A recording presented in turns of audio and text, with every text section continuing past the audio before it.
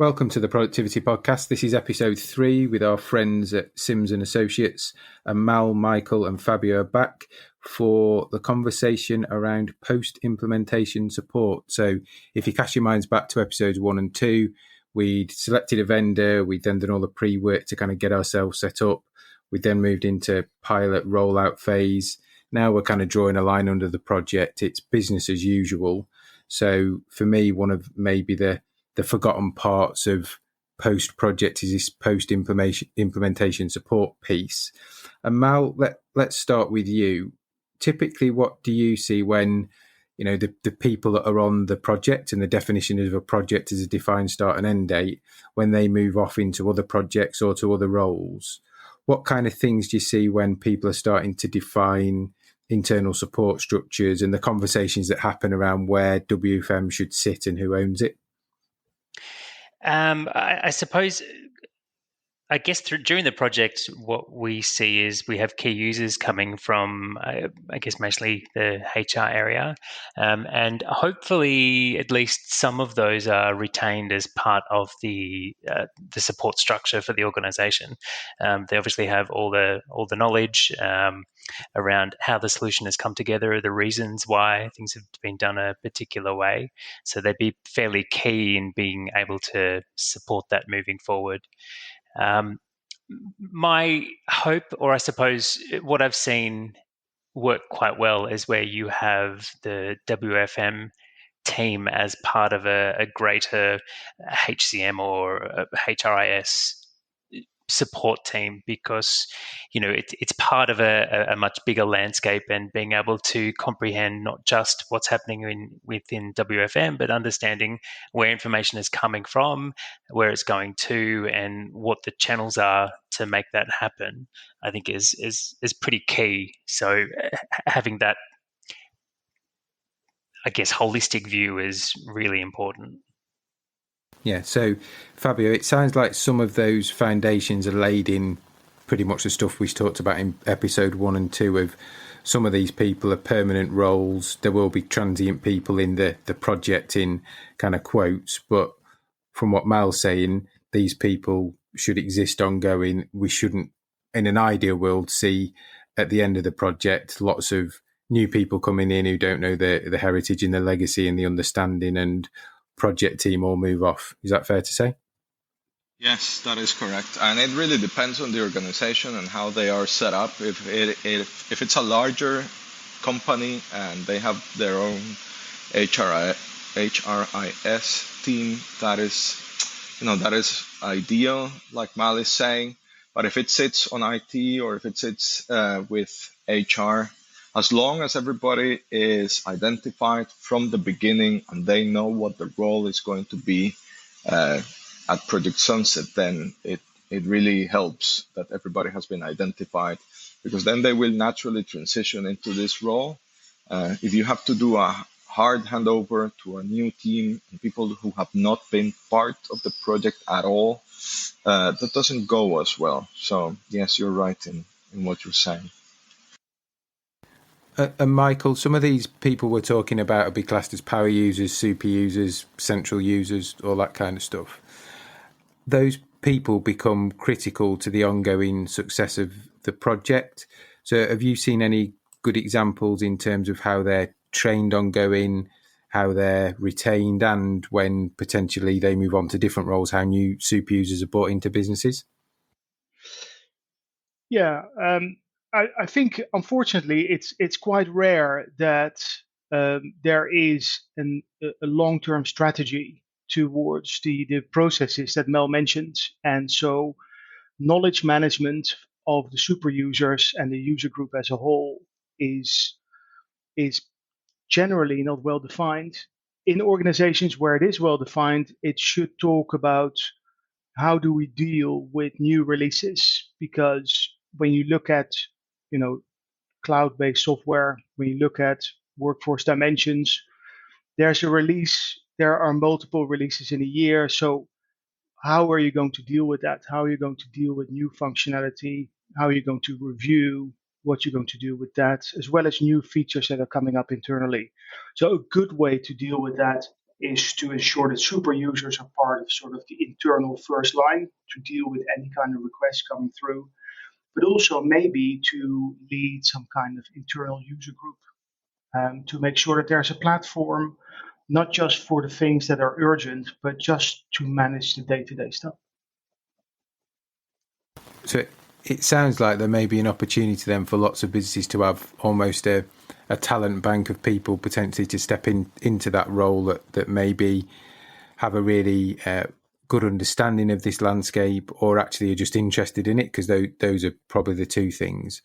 But also from what you've said, to get them really, really involved in all the future thinking. And I assume that would be working closely with partners and the vendor to be involved in the thought process, maybe input into roadmap and all of those other areas.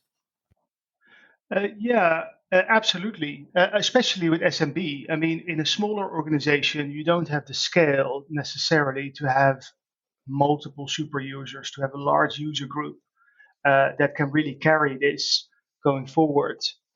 So having a good partner to lean on to potentially take some of that heavy lifting is essential for the long-term success and for managing sort of the knowledge going forward. And Mal, people in this, let's call them super users for want of a better word, role, it's not the sexiest job in the world. You kind of get all the problems. Michael talked about, first line support tickets and all those things.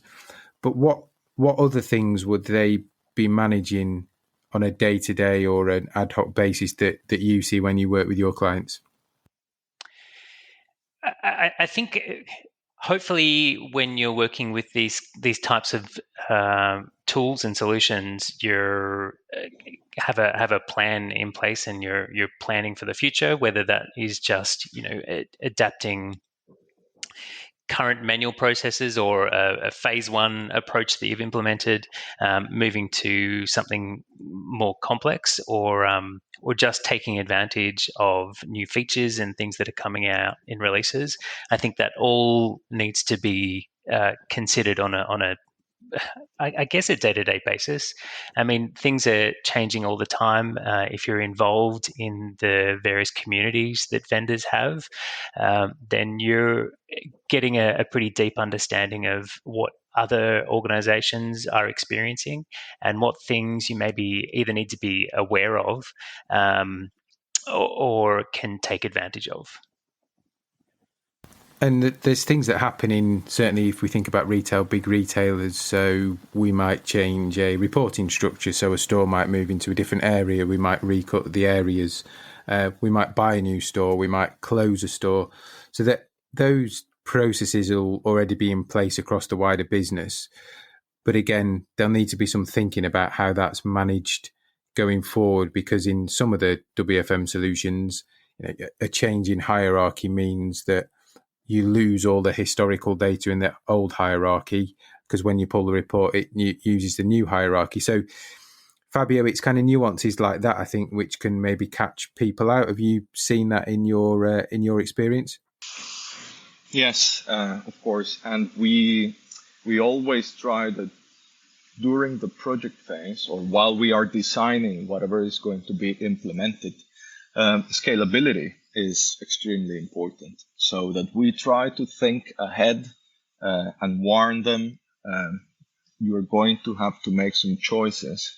Otherwise, in the future, when you have a new store, where you bring a new company, because M&As are more and more common now, that your solution is still going to be able to function and to give you the data that you need to run your daily operations.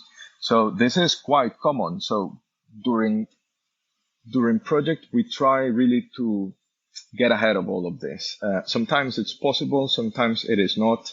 Depending on the tool that you are using and the system that you're implementing, those changes will be easy or they will not. Sometimes they will be, small little projects on themselves. So it really is key to go back to the first point and, the recurrent topic that we have been discussing all throughout this series, which is make sure that the people that are part of the design are also going to have some ownership in the tool in the future, and that they can make decisions, and that those decisions actually stick and make sense for the business in the long term as well. Yeah, no, that's a good point to take us back to there. And Michael, we've talked about this kind of super user role, some of the challenges they'll face, some things will be clearly documented and thought through. But as Mal said, they may sit in a wider ecosystem of other solutions that business has, or maybe cloud-based, and they interface in with. So there's a whole connectivity bit of other solutions could be changing, which impacts the WFM solution, plus the point of, and I think it was yourself that made it, the vendors now tend to do point releases each year or upgrades every quarter. So there's always going to be something changing and to be managed in that role, is my assumption. Yes, yeah, there are always changes, and it is so important that the environment that's constantly changing is managed. So you have to have a long-term strategy and a governance in place to review that, because we have, well, there's currently a customer I'm working with. They are implementing 3 different software solutions that are impacting HR, and it's all happening in parallel. And they're wondering why the timeline of the project keeps moving. It is so important that there is an overarching governance structure that looks at that. What is happening to the environment? Can we manage that?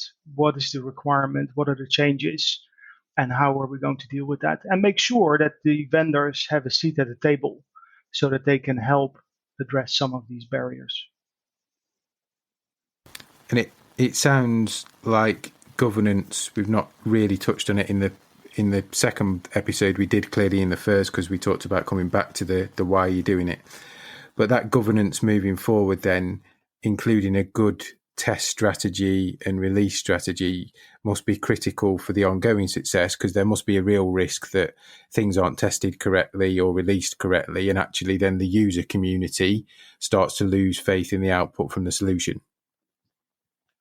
Yeah, absolutely. I mean, for one, the testing that you just referred to, I mean, testing, there's always little gaps. There's always things that were overlooked.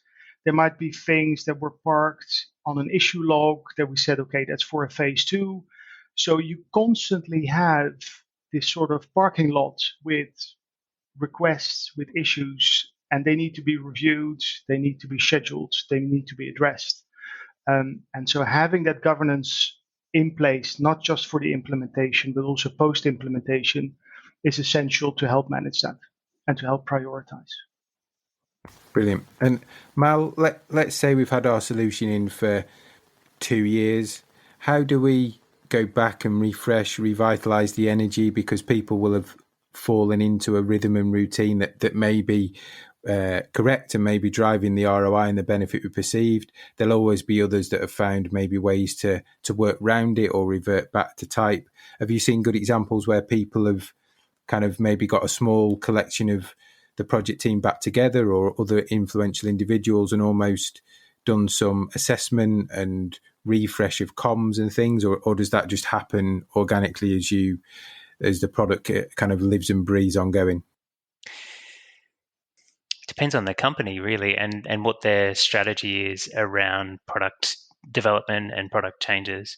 If they're doing things according to the vendor releases, then maybe that's a bit of an easier thing for them to plan and have a change process built into that, taking advantage of some solutions to plan changes and then plan communications and all the kind of stuff that goes around a change program according to that.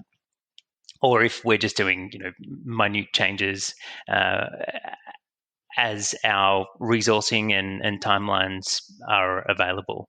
I think that's much more ad hoc. Maybe it's a bit more agile and potentially a little bit harder to plan a complete change program around. I'm not sure. Okay, no, that's fine. We don't need to be sure about everything. I think for me, there potentially are some points depending on the journey that you've taken. So let's say we've started with template scheduling and we move to auto scheduling or semi-automated scheduling, however you want to describe it, or whichever flavor you've picked. For me, that's almost a project in itself. So again, probably one for you, Michael. Have you seen good examples where there's been big config changes, or I don't know, somebody's brought forecasting into the equation, or like I said, auto scheduling, where it's treated as almost its own project because of the scale of change and the consideration that's needed across the wider solutions? Yes, absolutely. So whether it's a small change or a large change, like, there are plenty of customers that are implementing timekeeping first, and then they go into scheduling or move to advanced scheduling. And whatever the project is, if there's a change in functionality, it means training. It means, it's a mini project in itself, obviously. But it's also, as Mel mentioned, the change management component.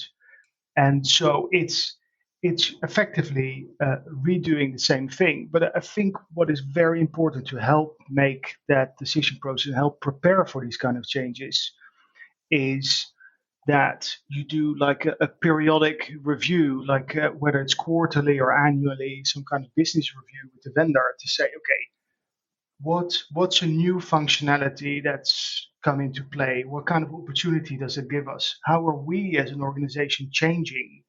How is our solution environment changing? Do we need to look at integration? Sometimes they come to us and they say, it doesn't work anymore. And then you understand that in the background, something has changed. They've implemented a new solution tool, and sort of the integration that was in place is no longer working. So making sure that you have this kind of recurring exchange to look at what's changing both in the micro environment of the solution itself, but also on a larger scale with the organization and the market, enables the customer, to help sort of plan ahead in terms of how do you manage the knowledge, how do you manage the tool, and what are we going to do about it together.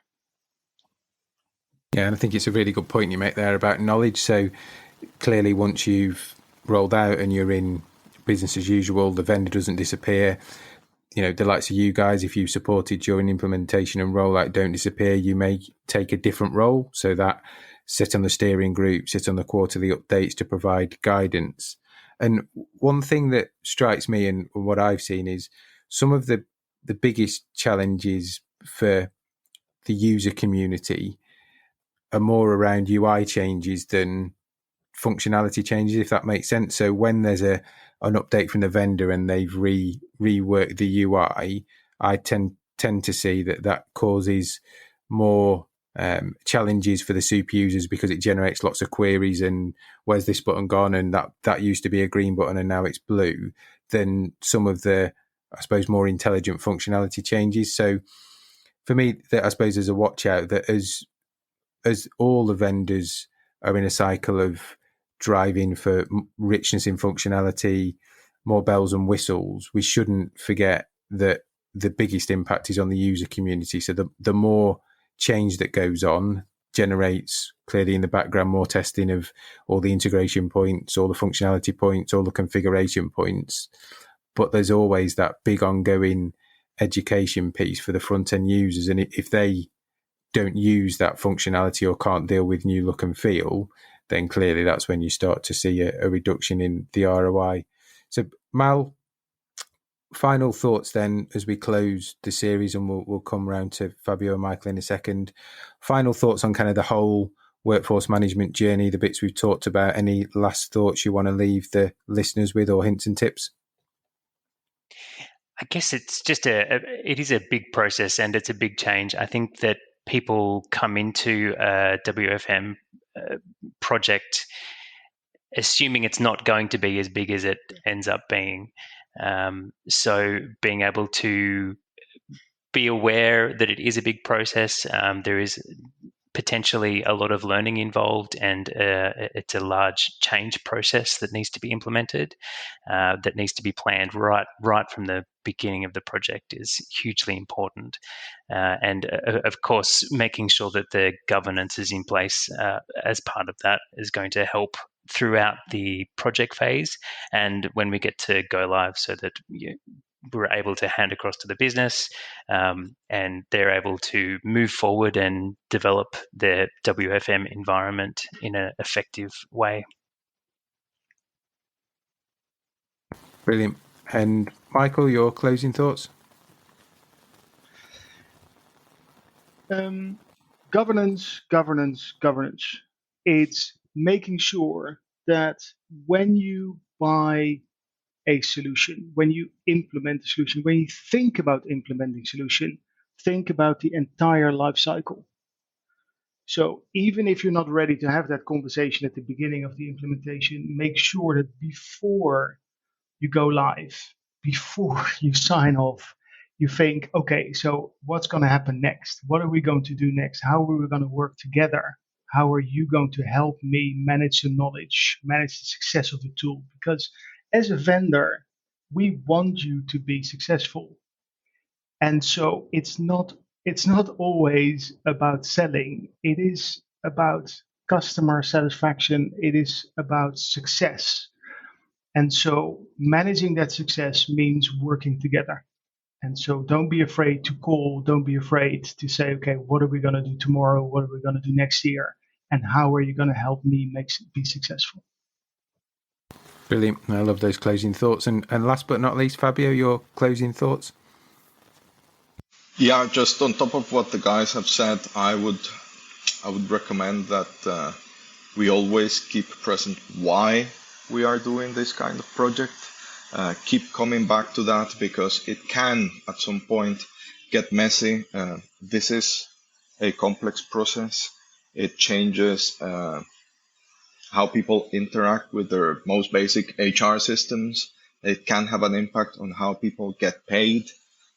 So there will be a lot of back and forth, but it's always important to remember why we are going on these processes, and then that can make things easier. And of course, as we have been saying all throughout the series, remember to have people in the meetings, in the workshops, that can make decisions and that will continue to be part of supporting the product all throughout its life cycle. Brilliant. Thank you. Yeah, so just for me, just to echo those points, yeah, absolutely. Governance, which we talked about in this episode and episode 2 and episode 1, how you set up with that longer term view and try and keep that key expertise in those roles that become business as usual. And back to Fabio's point, always questioning the why. So in those governance meetings, why did we start the project? Why are we doing the project? Why are we getting the ROI? What are we doing well? Or almost, why aren't we getting the ROI? What can we do differently? So guys, it's been a fascinating chat. I think anybody who's listened to this will take away some of your pearls of wisdom and hopefully can implement them. If they want to get in touch with you, you're all on LinkedIn, and in the show notes we'll post the links there, and we'll also post a link to the Sims and Associates website. So again, if anybody wants a chat about a particular topic regarding WFM, then click the link and arrange a call with one of the guys or Amanda who runs the company. And finally, just for me, Mal, Fabio, Michael, really, really appreciate you taking the time out for this series and look forward to catching up soon. Thank you, guys. Thank you, Simon. Thank you.